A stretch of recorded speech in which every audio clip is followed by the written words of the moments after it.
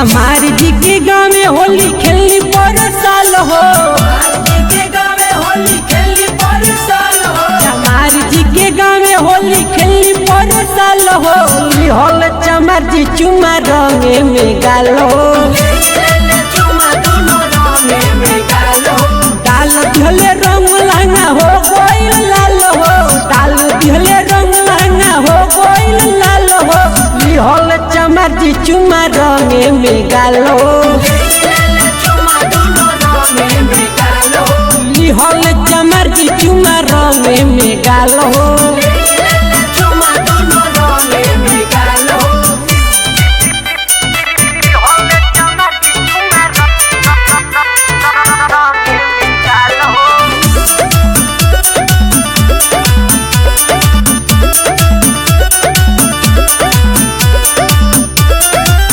बड़ी कोइले पारसानी रंगल चढ़ली जवानी सब जानल गाँव टोला बड़ कोई दिहले हानि।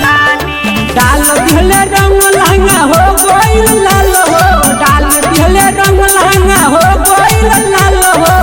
हल चमार जी चुमा रंगे में गालो हल चमार जी चुमा रंगे में गालो।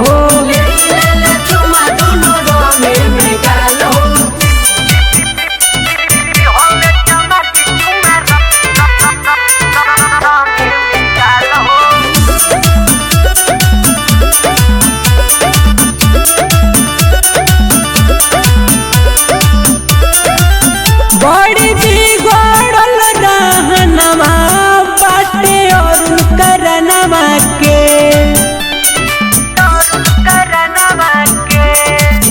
हम जानियो ना पैनी सन सुमन के मनवा के। लहे लहे डाले में पहले बुरा हाल हो। लहे लहे डाले में पहले बुरा हाल हो। हल चमार जी चुमा रंगे में गाल हो हल चमार जी चुमा रंगे में गाल हो।